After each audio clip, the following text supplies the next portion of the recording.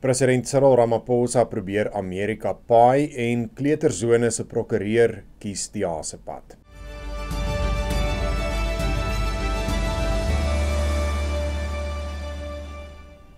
Goeiedag, dis vandag die 11de Maart. Baie welkom by jou Afrikaanse nuus net hier op Pretoria FM. President Cyril Ramaphosa sê Amerika bly steeds 'n strategiese en 'n historiese bondgenoot van Suid-Afrika en dat Suid-Afrika steeds aan sy verhouding met die Amerikaanse regering werk om seker te maak dat dit herstel word.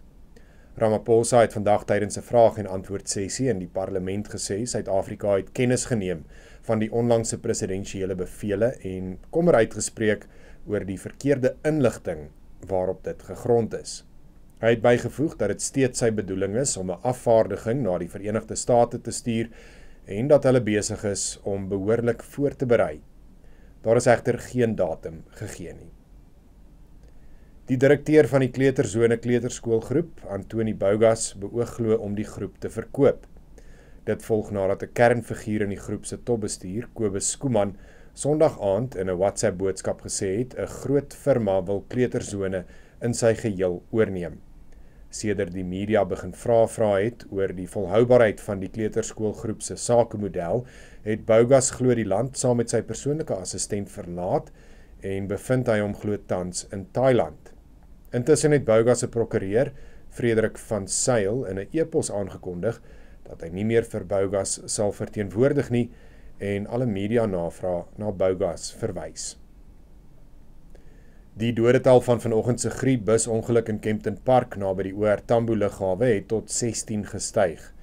Die bus was met werkers onderweg van Katlehong in die suide van Germiston na Pomona in Kempton Park. Meer as 40 mense is beseer, van wie sommige baie ernstig beseer is en ledemate verloor het. Die bus het aan die Ekurhuleni Metro behoort. Die burgemeester van die metro sê 'n ondersoek sal bepaal of die bus oorlaai was of nie. En die Warriors cricketspan het 'n amptelike dispuut verklaar teen Cricket Suid-Afrika na hulle uit die Eendagbeker uitspeelstryd geskop is oor kwotas. Die span is ook R500.000 beboet. Die Warriors sê hy moes noodgedwonge 'n verandering aan sy span maak wat daartoe gelei het dat hy net 2 swart spelers in sy span gehad het in plaas van 3.